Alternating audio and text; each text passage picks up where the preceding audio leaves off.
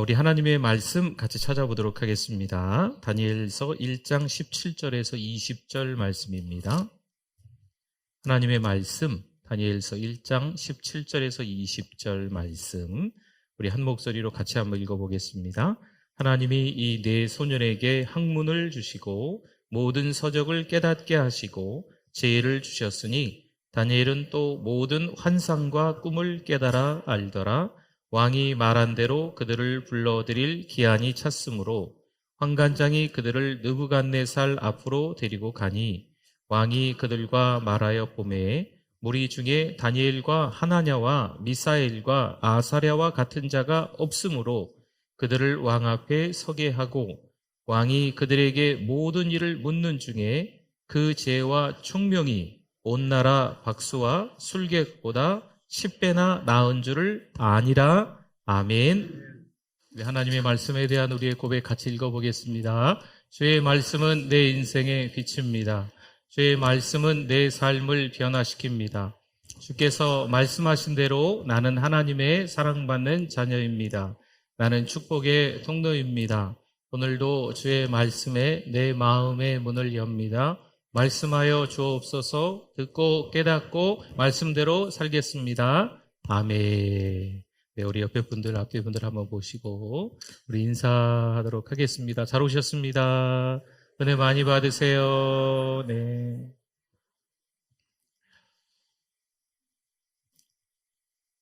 성도 여러분, 혹시 수미양가를 들어보셨습니까? 제가 학교를 다닐 때만 해도 성적표에 수, 우, 미, 양, 가 이렇게 적혀 있던 것 같습니다. 이게 최근 10년 전까지만 해도 사실 아이들 성적표에 이렇게 기록이 되어 있었다고 합니다. 이 원래 수미양가의 의미가 수만 좋고 가는 뭐 나쁘고 이런 의미가 아니었대요. 수는 빼어날 숫자를 써서 우수하다라는 의미가 되고 우는 넉넉하다, 우등생할 때 쓰는 말이고 미는 아름다울 미자를 썼지요. 잘했다라는 의미인 겁니다. 양은 양호하다, 어질다, 뛰어나다라는 의미를 담고 있는 말이랍니다. 가도 충분한 가능성을 가지고 있다. 이 아이가 충분한 가능성이 있다라는 의미로 가라고 했다는 거지요. 빼어나다, 넉넉하다, 아름답다, 뛰어나다, 충분한 가능성이 있다. 이 말들은 다 어찌 보면 좋은 말들 아니겠습니까? 그런데 이게 어떻게 되었는지 뭐 그런 사정은 제가 잘 모르니까 좀 변질이 돼가지고 몇 점부터 몇 점은 뭐 수, 몇 점부터 몇 점은 우, 몇 점 아래는 뭐 이렇게 해서 때로는 제 학창 시절 때만 해도 한 반에 한 60명, 70명, 한 10반 정도 막 이렇게 있었는데 그 모든 아이들의 전교 석차가 벽에 쫙 붙어 있고 월말마다 그랬던 적이 좀 있습니다. 성도 여러분, 어떻게 할까요? 뭐 이렇게도 한번 좀 말해 볼 수 있을까요? 혹시 요즘 우리가 신앙생활 하는 데 있어서 우리의 성적은 어떨까요? 수미양가로 한다면 다 좋은 의미니까. 네. 나의 신앙의 성적은 수, 빼어나다. 나의 신앙의 성적은 가. 네. 가능성이 있다. 네. 뭐 이렇게 약 몰고 가 이렇게 뭐 이렇게 네, 좀 낫다는 의미가 아니고 가능성이 있는 신앙이다. 네. 어떠십니까? 하나님 보시기에 흐뭇할 정도로 믿음을 소유하실 수 있는 저 여러분이 되실 수 있기를 축원합니다. 내 신앙의 현주소를요, 가끔은 한번 점검해 보는 것도 필요합니다. 요즘은 사람들을 평가하는 일들이 참 많아졌습니다. 그 사람 노래를 듣고 점수를 매깁니다. 그리고 등수를 매기죠. 또한 이 사람이 우리 회사에서 일할 수 있는 사람인지 인터뷰를 합니다. 인터뷰하고 난 이후에 그 사람을 채용을 하든지 아니면 그 사람이 그 회사에 들어가지 못하든지 뭐 이런 경우가 있는 거죠. 블라인드 면접이라는 것도 있습니다. 면접 당사자에 대한 정보가 전혀 없는 상태에서 하는 면접입니다. 그 사람의 학벌 모릅니다. 그 사람의 스펙 따위 뭐 이런 거 다 신경 쓰지 않고 좋은 인재를 뽑고자 채택하는 방법이라고 합니다. 블라인드 테스트라는 것도 있다네요. 소비자가 브랜드나 제조회사를 알 수 없도록 가린 상태에서 제품을 사용하고 품질을 평가하도록 하는 일입니다. 주로 기업에서 신제품을 개발하거나 자사의 제품을 경쟁사의 제품과 비교할 때 소비자의 선택에서 선입견을 배제하기 위해서 실시한다고 합니다. 어쨌든 이런 모든 것들이 다 뭔가를 평가하는 겁니다. 자신의 평가 기준이 더 높다고 생각해서 상대방의 수준에 등급을 매기는 거죠. 여러분, 이런 일들이 이제는 우리의 일상이 되어버렸습니다.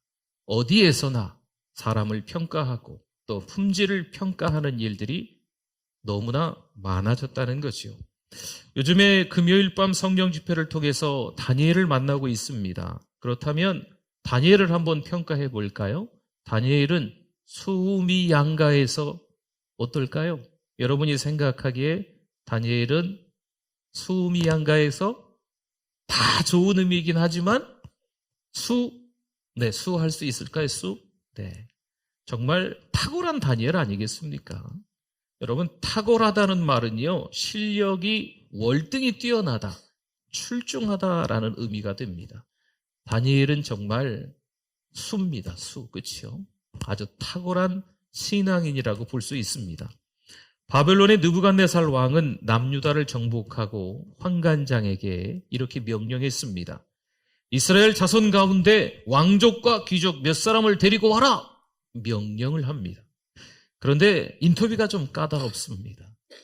그 몇 명의 소년들, 왕족, 귀족 가운데 끌고 가야 되는데 그 인터뷰가 그 평가 기준이 너무 높습니다. 흠이 없고 용모가 아름다워야 합니다. 모든 지혜를 통찰하며 지식에 통달하며 학문에 익숙해야 합니다. 학문에 익숙하다는 건요, 뭘 가르쳐주면 쉽게 배워야 된다는 거죠. 여러분, 뭔가를 가르쳐줬는데 알아듣지를 못하는 거예요. 그러면 학문에 익숙한 게 아닙니다. 하나를 가르쳐도 둘을 알고 열을 알면 학문에 익숙하다라는 표현을 쓴다는 거죠. 또한 왕궁에 설만한 능력을 갖춘 소년이어야 합니다. 바벨론 사람은 아니지만 특별 장학생으로 선별해서 가르치고 실력이 되면 관리로 등용하겠다라는 겁니다. 그리고 이젠 이들이 진짜 바벨론 학교에서 왕을 섬기는 법을 배우고 있습니다. 까다로운 그 나라 말을 배우고 있습니다. 그 나라 말이 아카드어라고 한답니다. 그런데 웬만해서는 이 말을 배울 수가 없다네요. 그런데 이 말을 그들이 배우고 있는 거죠. 또 이름까지 바벨론식으로 바뀌게 됩니다. 포로로 끌려온 특별 장학생인 다니엘의 태도, 이 즈음에서 어떻게 했을까요? 어디까지 그들의 말과 지시를 지금 따르고 있을까요? 성도 여러분, 결정적일 때 어떤 선택을 하느냐, 여기에 따라서 탁월함이 결정되는 겁니다. 어떤 위기에 봉착했을 때 어떤 말을 하느냐, 어떤 방향으로 가느냐에 따라서 그 사람이 탁월하다, 탁월하지 않다라는 것을 볼 수가 있는 겁니다. 5절 말씀에 또 왕이 왕이 정해준 겁니다. 음식을. 그들에게 왕의 음식과 그가 마시는 포도주에서 언제요? 날마다 쓸 것을 주어 3년을 기르게 하였으니 그 후에 그들은 왕 앞에 서게 될 것이더라. 아멘. 왕이 지정한 왕의 음식과 왕의 포도주입니다. 그럼 일주일에 한 번씩 줄까요? 아니거든요. 날마다 주는 거예요. 날마다 왕의 음식과 왕의 포도주를 준다는 거죠. 여러분, 이것은 다른 말로 하면요, 특혜입니다. 이것은요, 배려입니다. 물론 그 이면에는요, 내 말을 따라라 라는 느부갓네살 왕의 속셈이 있는 거죠. 그렇게 해서 몇 년 동안 수련해요? 3년 동안 수련합니다. 특별한 교육을 받는 이들 가운데 다니엘과 세 친구가 함께 포함되어 있는 현실입니다. 물론 나라를 잃었습니다. 하나님의 역사는 끝난 것 같습니다. 바벨론의 신이 하나님을 이기고 이제 끝나버린 것처럼 여겨집니다. 과연 그렇게 하나님은 더 이상 역사하지 않으실까요? 하나님은 15세 소년들을 데리고 다시 일을 시작하십니다. 다시 뭔가를 시작한다기보다도 더 정확한 표현은 하나님은 이제 차츰차츰 자신을 드러내시기 시작하는 거지요. 마치 수면 아래 가라앉고 있다가 수면 위에 뭔가 뜨는 것처럼 이제 하나님의 역사가 이 바벨론 사람들의 눈에 여실히 보이게 되게 될 것입니다. 성도 여러분, 돈을 잃을 수 있어요. 건강도 잃을 수 있습니다.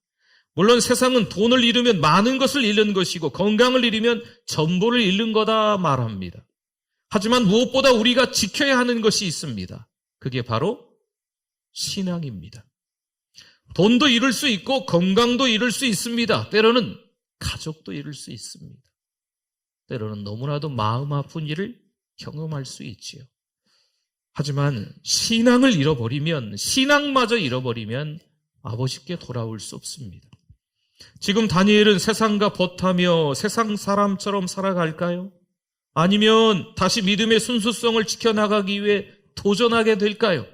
상황은 이렇습니다. 나라를 잃고 부모도 잃고 아무것도 의지할 게 없습니다. 지금 바벨론이라는 나라가 거둬준 것만도 고마울 따름이죠. 다 죽였는데 포로로 끌고 와서 그 중에서 선발해서 특별 장학생으로 거둬준 것만 해도 사실은 고마울 따름이죠. 먹여주고 재워주고 가르쳐주니 더 이상 바랄 게 없습니다. 다니엘은 정말 이렇게 생각하면서 만족하며 살아가고 있을까요? 8절 말씀에 다니엘은 뜻을 정하여 왕의 음식과 그가 마시는 포도주로 자기를 더럽히지 아니하리라 하고 자기를 더럽히지 아니하도록 환관장에게 구하니 아멘. 기필코 잃을 수 없는 게 있습니다. 결코 빼앗길 수 없는 게 있다는 거죠. 다 내어줘도요, 다 빼앗겨도요, 이것만은 빼앗길 수 없습니다. 이것만은 잃을 수 없습니다. 이게 바로 믿음입니다. 다니엘도 알았겠지요. 그러나 거기에는요, 분명한 대가가 따라요. 대가를 지불해야 된다는 거죠. 일상에서 우리는 예배 생활, 기도 생활, 말씀 생활, 헌금 생활을 잘 해야 됩니다. 신앙 생활을 잘 하는 것 같아 보이는데 예배자가 되지 못하는 거지요. 예배의 성공자가 되지 못하는 거예요. 신앙 생활을 잘 하는 것 같아 보이는데 하나님께 기도하지 못하는 거지요. 신앙 생활을 잘 하는 것 같아 보이는데 찬송할 때 찬송하지 않는 거예요. 신앙 생활을 잘하고 있는 것처럼 보이는데 하나님 앞에 헌금하지 못하는 거지요. 여러분, 우리의 신앙을 돌아봐야만 할 것입니다. 아무것도 아닌 것처럼 보이지만 이 경건 생활이 우리를 살리는 거예요. 막상 위기가 닥쳤을 때, 막상 내가 아무것도 할 수 없는 그 상황이 닥쳤을 때 우리를 살리는 것이 우리 몸에 배어있는 경건입니다. 예배를 어떤 자세로 드리는가? 하나님의 말씀을 어떤 자세로 듣는가? 하나님께 어떻게 기도하고 있는가? 찬양하고 있는가? 하나님 앞에 우리의 작은 예물이라도 어떻게 드리고 있는가? 이게 때로는 힘들고 어려울 때 우리의 믿음을 지킬 수 있는 것입니다. 여러분, 기억하셔야 돼요.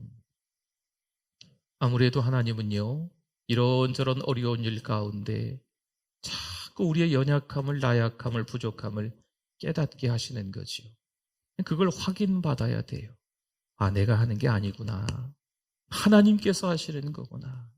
내 힘으로 하는 게 아니구나. 하나님께서 하시는 거구나. 내 믿음이 아니구나. 하나님이 믿음을 주셔야 내가 믿음을 가지고 있는 거구나. 라는 것을 자꾸 확인받아야 되는 겁니다. 그렇지 않으면 판단하고 정죄하고 평가하는 게 일상이 되어버립니다. 잠언 16장 18절 말씀에 나오지요. 교만은 패망의 선봉이요 거만한 마음은 넘어짐의 앞잡이니라. 아멘. 성도 여러분, 이 자세는요, 고압적인 태도라고 하는 거예요. 높은 데서 낮은 데를 쳐다보는 거죠. 마치 깔보는 거지요. 무시하는 거지요. 자기는 높은 정상에 있고 다른 사람들은 다 자기 밑이라고 생각하는 겁니다. 또한 우리는요, 전도와 선교와 구제에 힘쓰고 있는지도 살펴봐야만 합니다. 자신의 안일, 가정의 평안, 교회의 안정, 내 거, 내 자식, 내 가정, 내 교회만을 위해서 살아가는 게 아니죠. 여러분, 교회의 방향은요, 정말 교회 안에서 뭔가 재정을 사용을 했다면 그 사용한 만큼 또 교회 밖으로 전도하고 선교하고 구제해야 마땅합니다. 다니엘이 뜻을 정했다는 것은요, 하나를 포기하고 다른 하나를 선택하는 겁니다. 뭔가 하나를 선택하고 뭔가 하나를 포기하는 거죠.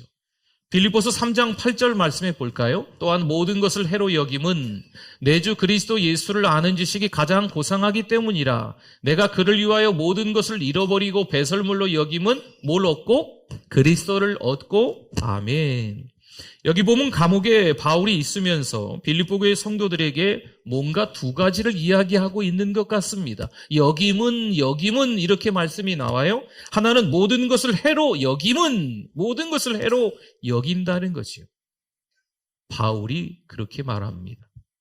또 하나는 모든 것을 잃어버리고 배설물로 여김은, 모든 것을 다 잃어버리고 배설물로 여긴다. 뭔가 하나를 선택하기 위해서 나머지 것들은 다 해로 배설물로 여긴다는 것이요. 여러분, 신앙을 지켜나가기 위해서 다른 것들을 내려놔야 될 게 있어요. 믿음으로 살아가기 위해서 다른 것들을 포기해야 될 것이 있습니다. 여러분, 이게 다니엘이 뜻을 정했다라는 표현입니다. 보십시오. 사도 바울이 해로 여기고 모든 것을 잃어버리고 배설물로 여겨서 얻은 게 뭡니까? 다 포기하는 것 같아 보이지만 하나는 포기하지 않고 하나를 얻고, 이렇게 빌립보서 3장 8절 끝에서 말씀했죠. 뭘 얻고? 그리스도를 얻고. 아멘.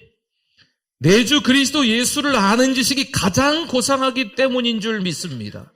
여러분, 다른 거는 다 내려놓을 수 있어요. 그런데 뭘 얻어야 돼요? 그리스도를 얻고. 할렐루야! 다니엘은 생명을 겁니다. 그리고 열흘 동안 채식을 먹습니다. 어떻게 되었을까요? 15절 말씀에 열흘 후에 그들의 얼굴이 더욱 아름답고 살이 더욱 윤택하여 왕의 음식을 먹는 다른 소년들보다 더 좋아 보인지라. 아멘. 다른 소년들보다 더 어떻게 됐다, 다른 소년들보다 더 어떻게 됐다, 다른 소년들보다 더 어떻게 됐다 라고 지금 비교하면서 이야기하고 있지 않습니까? 다니엘과 세 친구가 채식을 먹고 나머지 소년들은 왕이 지정하여 준 음식을 날마다 먹게 되는 거예요. 그런데 열흘이 지나고 난 이후에 왕이 지정하여 준 음식을 먹은 다른 소년들보다 다니엘과 세 친구가 더 어떻게 보인지라? 좋아 보인지라, 더 건강하게 보인지라, 더 윤택하게 보인지라. 할렐루야! 여러분, 이건 하나님이 하시는 거예요. 여러분, 고기 드시지 마시고 채식 드시라는 말씀이 아니에요. 네, 이 말씀을 이상하게 이렇게 해석을 해가지고 또 말씀하시는 분도 있는데 아닙니다. 그런 의미가 아니에요. 하나님이 하셨다는 거죠. 다니엘의 믿음을 보고 하나님이 다니엘과 세 친구가 다른 소년들보다 더 좋아 보이게 만드셨다는 거죠. 그럼 다니엘의 사생결단, 결론은 이렇게 끝날까요? 여러분, 왕이 주는 음식을 날마다 먹어야 되는데 먹지 않는 건요, 생명을 내놓는 거랑 다름없습니다. 이 사생결단 결론이 더 좋아 보인지라 하면서 끝났을까요? 17절 말씀 보세요. 하나님이 이 네 소년에게 학문을 주시고 모든 서적을 깨닫게 하시고 지혜를 주셨으니 다니엘은 또 모든 환상과 꿈을 깨달아 알더라. 아멘. 학문을 주시고 서적을 깨닫게 하시고 지혜를 주시고 모든 환상과 꿈을 깨달아 알게 하더라. 누가요? 하나님이 하신 줄 믿습니다. 하나님이 하시는 거죠. 다니엘이 생명을 걸고 내려놓으니 그 다음 하나님이 일하시는 거예요.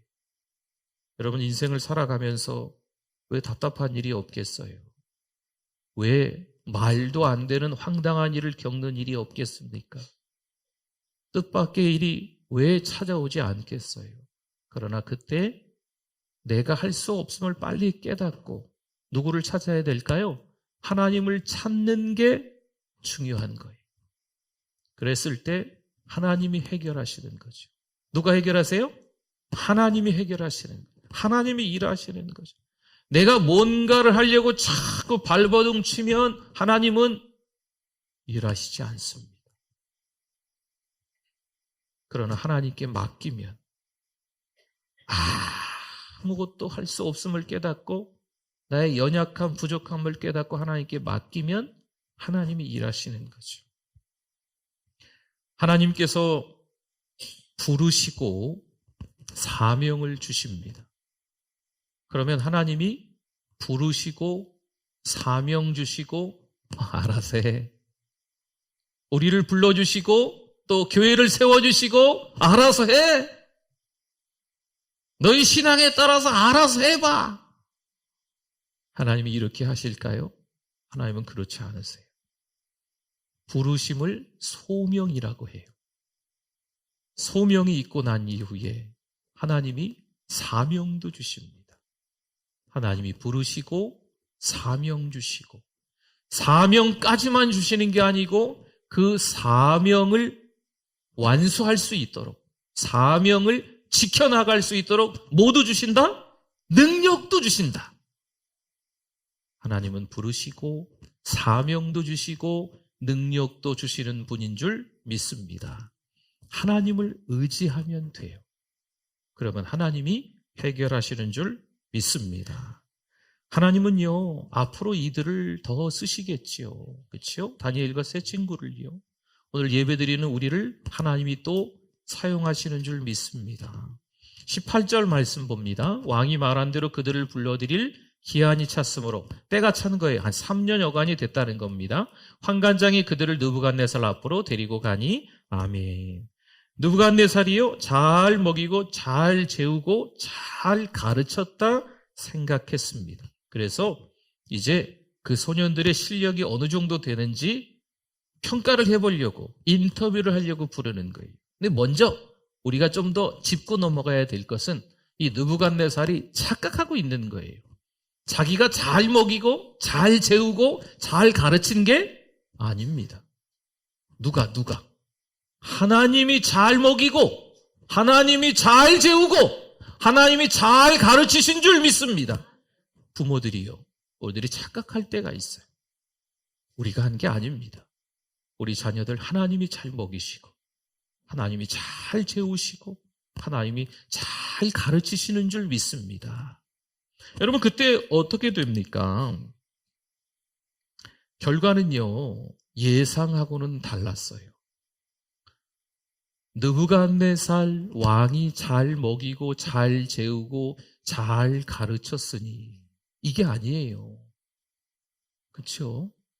그 많은 소년들 가운데 하나님의 역사가 드러나기 시작한 게 바로 이 다니엘과 세 친구의 태도에서부터 달라지거든요. 아니, 그 많은 3년이라는 긴 시간 동안에 잘 먹이고 잘 재우고 잘 가르친 것 같아 보이는데 현재의 뛰어난 학자들보다 바벨론의 뛰어난, 요즘 말로 하면 미래학자, 인문학자, 잘 나가는 무슨 박사 이런 사람들보다 다니엘과 세 친구가 몇 배나 더 뛰어났다고요? 10배, 10배나 더 뛰어났다 성경은 말씀하고 있습니다. 무려 10배입니다. 여러분 이런 상황이면요, 누군들 다니엘과 세 친구를 관리로 등용하지 않겠습니까? 물론 다니엘의 실력이 아닙니다. 누가 그렇게 만드셨어요? 하나님이. 그렇죠? 하나님이 학문을 주시고 하나님이 지혜를 주시고 하나님이 꿈을 해석하게 만드신 것이요. 누가 그렇게 만드셨어요? 하나님이. 우리 자녀들을 잘 키우셨습니다. 잘 키우셨어요. 그런데 누가 키우셨어요? 하나님이 키우셨음을 아셔야 돼요. 세상에서 유난히 다른 사람들보다 왠지 내가 좀 탁월한 게 아닌가 느껴질 때가 있습니다. 세상에서 다른 사람들보다 유난히 내가 더 사랑을 많이 받는구나라고 느껴질 때가 있습니다. 그 이유가 뭘까요? 하나님의 사랑인 거예요. 내가 특별히 실력이 출중해서가 아니고 수명 양가에서 수를 받을 만큼 능력이 실력이 대단해서가 아니고 하나님의 사랑이라니까요. 하나님의 긍휼이라니까요. 하나님이 은혜와 긍휼을 베푸셨기 때문에 다니엘과 세 친구가 그 자리에 올라갈 수 있었던 거예요. 다니엘과 세 친구가 그 나이로 대략 한 15살 정도로 봅니다. 15살쯤에 바벨론의 포로로 끌려갔는데 왕이 무려 4번, 5번 바뀔 때마다 이 다니엘은 계속 고위 관리로, 총리로 70여 년 동안 흠잡을 데 없는 하나님의 사람으로 자리를 바벨론 땅에서 지켜나가고 있었다는 거죠. 여러분, 이건 사람은 할 수 없어요. 하나님이 그렇게 만들어주시는 거죠. 공부해라, 성공해라, 돈 많이 벌어라. 그래도 집은 한 채 있어야지. 혹시 우리가 하는 말이고 우리가 듣는 말 아닙니까? 하지만 이제 우리의 언어가 바뀌기를 좀 기대합니다. 학교 성적으로 그 사람을 판단해요. 직장으로 그 사람을 평가합니다. 얼마나 좋은 집에 사느냐에 따라 그 사람의 인생, 지금까지 살아왔던 정도를 평가하는 거죠. 들고 다니는 가방을 봅니다. 손목에 차고 있는 시계를 봅니다. 그리고 어떤 인생을 살아왔는지, 얼마나 부자인지를 가늠한다는 거죠. 하다못해 요즘 성도들이 얼마나 모이냐에 따라 교회를 평가합니다. 코로나가 지나면서 너무나도 많은 젊은 성도들이, 너무나도 많은 성도들이 교회를 떠났습니다. 큰 교회 성도들이 많이들 못 오신대요. 많은 성도들이 교회로 몰려오는 것 같은데 이 사람들이 그저 왔다 갔다 하는 성도들이 되어버린 게 허다하다입니다.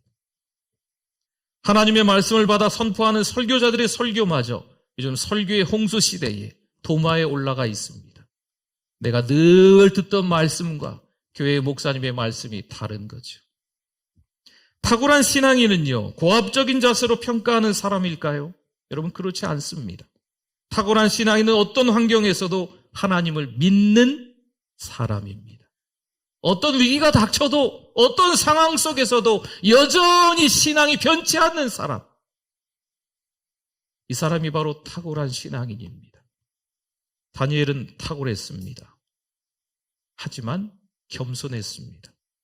환관장에게 대하는 태도나 감독자에게 대하는 태도를 보면 역시 친절했습니다. 그러니 하나님이 더 크게 사용하셨습니다. 사랑하는 성도 여러분, 하나님이 부르셨어요. 그러면 사명을 부여하십니다. 사명만 부여하신다고요? 아니라니까요. 뭣도 주신다? 능력도 주시는 줄 믿습니다. 사랑하는 성도 여러분, 우리도 탁월한 영성으로 하나님께 더 크게 쓰임받는 인생을 살아가실 수 있기를 축원합니다. 아멘. 기도하겠습니다. 오늘 말씀 기억하면서 주여 한번 부르짖고 기도합니다. 주여, 하나님 아버지 은혜를 감사합니다. 오늘 이 아침에도 하나님 말씀하여 주셔서 겸손하게 허리를 동이고 우리가 죄인됨을 깨달아 알게 하시며 거룩한 성령이여 충만케 역사하여 주셔서 하나님께 더 가까이 갈 수 있는 우리의 삶의 모습이 되게 인도하여 주시옵소서. 하나님께 가까이 가길 원합니다. 더 가까이 가길 원합니다. 겸손하게 허리를 동이길 원합니다. 하나님의 말씀에 민감하기를 원합니다. 하나님 아버지 깨끗한 양심을 갖기를 원합니다. 잘난 척하지 말고 교만한 척하지 말고 오히려 하나님 앞에 겸손하게 살아게 해 주시옵소서. 하나님 아버지 은혜를 감사합니다. 우리를 사랑해 주셔서 하나님의 말씀을 들을 수 있는 귀를 갖게 하심을 감사합니다. 하나님의 말씀을 통해서 다시 한번 믿음의 결단을 내리게 하시고 다니엘처럼 탁월한 신앙인으로 한 주간을 살아갈 수 있게 하여 주시옵소서. 예수님의 이름으로 기도드립니다. 아멘.